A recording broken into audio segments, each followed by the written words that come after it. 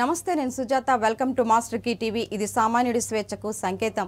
ఇక డీటెయిల్స్ చూస్తే, పెద్దపల్లి జిల్లా రామగుండం రీజియన్లో సింగరేణి పోలింగ్ ప్రశాంతంగా కొనసాగుతున్నాయి. పోలింగ్ కేంద్రాల వద్ద ఏర్పాట్లతో పాటు ఓటింగ్ సరళిని జిల్లా అదనపు collector Shyam Prasad Lal, RG1 DM Srinivas పరిశీలించారు.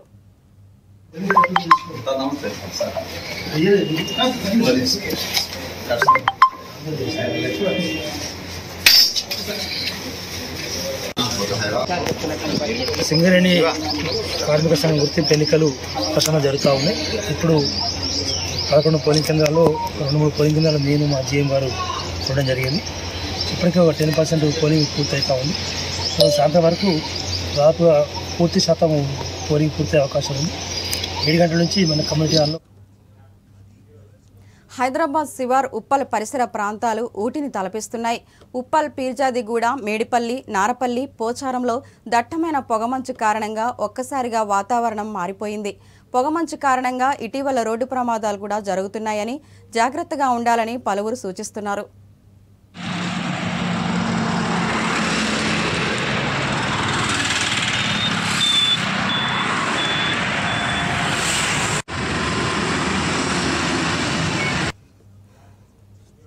డాక్టర్ బిఆర్ అంబేద్కర్ కోనసీమ జిల్లా రామచంద్రాపురం నియోజకవర్గం పరిధిలో అంగన్వాడీ వర్కర్లు సమ్మె 16వ రోజుకు కొనసాగుతోంది. ఈ సందర్భంగా కార్యక్రమంలో వేలాదిగా ప్లేట్లు, గరిటెలు పట్టుకుని దరువు వేస్తూ వినూత్న రీతిలో నిరసన తెలిపారు. ఈ సందర్భంగా తమ న్యాయమైన డిమాండ్లను తక్షణమే పరిష్కరించాలని రాష్ట్ర బీసీ సంక్షేమ సమాచార శాఖ మంత్రి చెల్లబోయిన శ్రీనివాస్, వేణుగోపాలకృష్ణ ఇంటిని ముట్టడించారు.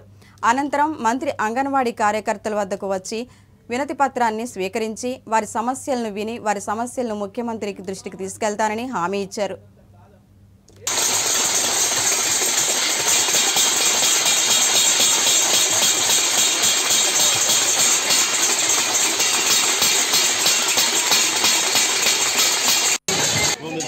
ఇచ్చేది 13,500 అది కాబట్టి మీరు వాళ్ళ రాష్ట్ర ప్రభుత్వాలు ఆ ప్రభుత్వానికన్నా మాకు అదనంగా ఒక 1000 రూపాయలు పెంచుతానన్నారు కాబట్టి మీరు పెంచండి సార్ అనేసి మేము ఎన్నోసార్లు ధర్నాలకు రిప్రజెంటేషన్ ఇవ్వడానికి కూడా వెళ్ళడం జరిగిందండి. అలాగే ఎక్కడ ఉన్నా కూడా అరెస్ట్ చేయడం కూడా జరిగింది. మేము ఇప్పుడు సార్ 2019లో ములక్కాడ 3 రూపాయలు ఉంటే ఈరోజు 30 రూపాయలు ఉంది సార్. టమాటాలకి తమ సమస్యలు పరిష్కరించాలంటూ అంబేద్కర్ కోనసీమ జిల్లా అమలాపురంలో రాష్ట్ర రవాణా శాఖ మంత్రి పినిపే విశ్వరూప్ ఇంటిని అంగన్వాడీ వర్కర్లు ముట్టడించారు. ఈ నేపథ్యంలో మంత్రి ఇంటి వద్ద పోలీసులు అంగన్వాడీ వర్కర్ను అడ్డుకున్నారు. కాసేపటి వరకు పోలీసులకు, అంగన్వాడీ వర్కర్లకు వాగ్వాదం చోటు చేసుకుంది. తమ న్యాయమైన డిమాండ్లు పరిష్కరించాలని, ఎన్ని రోజులైనా సమ్మె కొనసాగిస్తామని హెచ్చరించారు.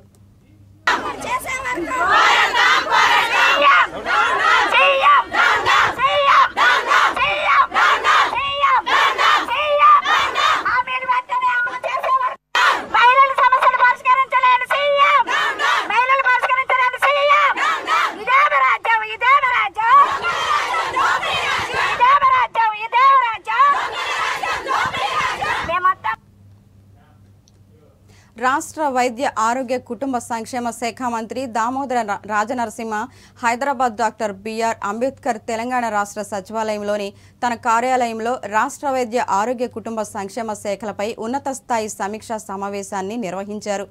ఈ సందర్భంగా నేషనల్ హెల్త్ మిషన్ ద్వారా రాష్ట్రంలో అమలవుతున్న వైద్య ఆరోగ్య కుటుంబ సంక్షేమ శాఖల ఆధ్వర్యంలో జరుగుతున్న కార్యక్రమాలను సమీక్షించారు.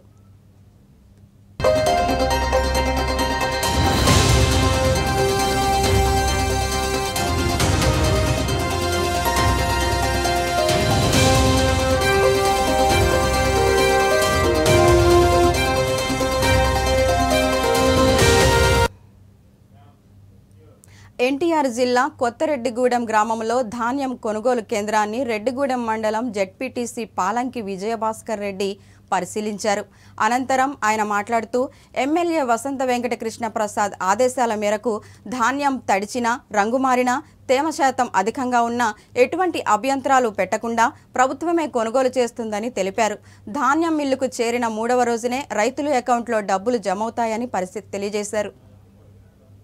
కాటాలు వేయటం ప్రారంభోత్సవం జరిగింది. ఈ విధంగా మండలంలో మరి ఒక గ్రామానికి ఆ పంటకి ఉన్న వేరియేషన్ ప్రకారం వేరువేరు టయాల్లో కోతలకు వచ్చి వేరువేరు టయాల్లో కాటాలు ప్రారంభించడం జరిగింది.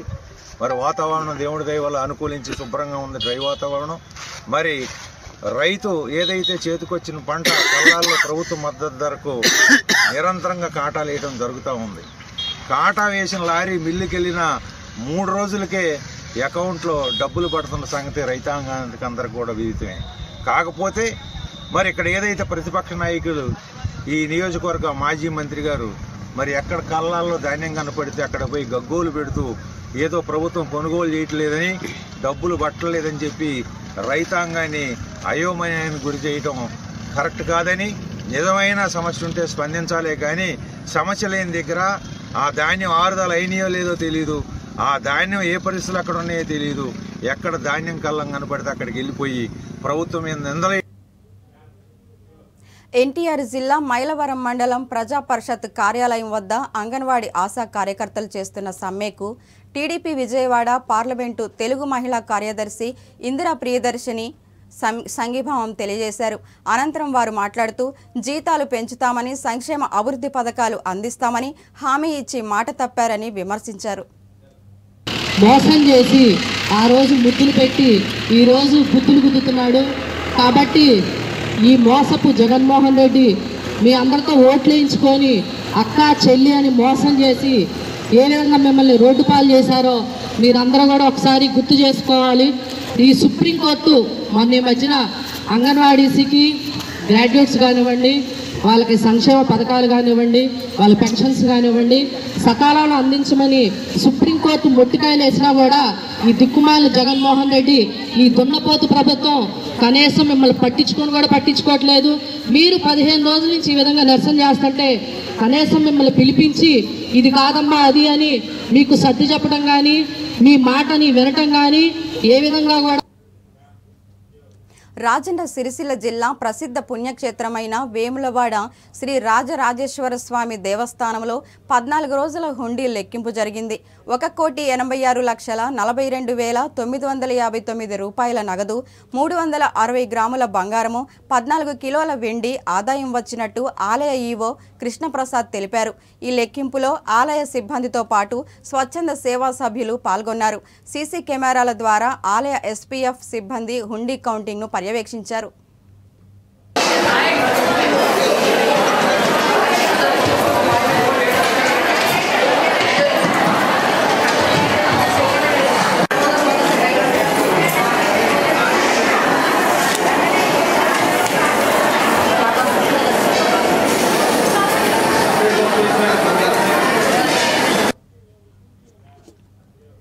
పెంచిన విద్యుత్ ఛార్జీలు వెంటనే తగ్గించాలని డిమాండ్ చేస్తూ విశాఖలో బీజేపీ కార్యకర్తలు ఆందోళన చేపట్టారు. వైకాపా ప్రభుత్వం తీరును వ్యతిరేకిస్తూ ఎంవీపీ కాలనీలో విద్యుత్ సబ్స్టేషన్ ఎదుట రాజ్యసభ ఎంపీ జీవీఎల్ నరసింహారావు ఆధ్వర్యంలో బీజేపీ నాయకులు కార్యకర్తలు నిరసన ప్రదర్శన నిర్వహించారు. వైకాపా ప్రభుత్వం అధికారంలోకి వచ్చి పూర్తిగా 5 ఏళ్లు గడవక ముందే 5 సార్లు విద్యుత్ ఛార్జీలు పెంచి ప్రజలపై భారాలను మోపడం సరికాదని జీబీఎల్ ఆవేదన వ్యక్తం చేశారు. సామాన్యుల నడ్డి విరిగేలా గత 4.5 సంవత్సరాల్లో దాదాపు 5 సంవత్సరాలు పూర్తవుతున్నటువంటి వైసీపీ ప్రభుత్వ హయాంలో 5 సార్లు విద్యుత్ ఛార్జీలు పెంచడమే కాకుండా అనేక hidden charges, true up charges అని బాదుతూ సామాన్య ప్రజలపై విపరీతమైనటువంటి భారాన్ని రాష్ట్ర ప్రభుత్వం మోపింది. రాష్ట్ర వ్యాప్తంగా ధర్నా కార్యక్రమాలు చేపట్టి జగన్మోహన్ రెడ్డి ప్రభుత్వం వెంటనే సామాన్య ప్రజలకు ఉపశమనం కలిగించాలని, పెంచిన ఛార్జీలని కొద్ది రోజుల్లో సంక్రాంతి లోపలే, నూతన సంవత్సరం లోపలే విరమించుకొని సామాన్యులకి కనీస ఊరట కలిగించాలని ఒకవైపు ఛార్జీలు విపరీతంగా వేస్తూ మరోవైపు విద్యుత్ సదుపాయం కూడా పూర్తిగా దెబ్బతింది. వైట్ రేషన్ కార్డు ఉంటేనే రైతు బంధు, రైతు భరోసా, ఇతర 6 గ్యారంటీలకు అర్హులని మంత్రి పొంగులేటి శ్రీనివాసరెడ్డి వెల్లడించారు. తంబురుల ద్వారా అప్లికేషన్ వచ్చిన తర్వాత ఇంకా అప్లికేషన్ కూడా ఫైనల్ టచ్అప్స్ లో ఉంది. అది ఈ రోజు కానీ రేపటి కానీ క్లోజ్ అవుతుంది. క్లోజ్ అయిన తర్వాత డెఫినెట్ గా మళ్ళీ మీ ముందుకు అది వస్తుంది. ఏదైతే ఇవి బులెటిన్ అప్డేట్స్. మరెన్నో అప్డేట్స్ తో మళ్ళీ కలుద్దాం. చూస్తూనే ఉండండి మాస్టర్ కీ టీవీ. ఇది సామాన్యుడి స్వేచ్ఛకు సంకేతం.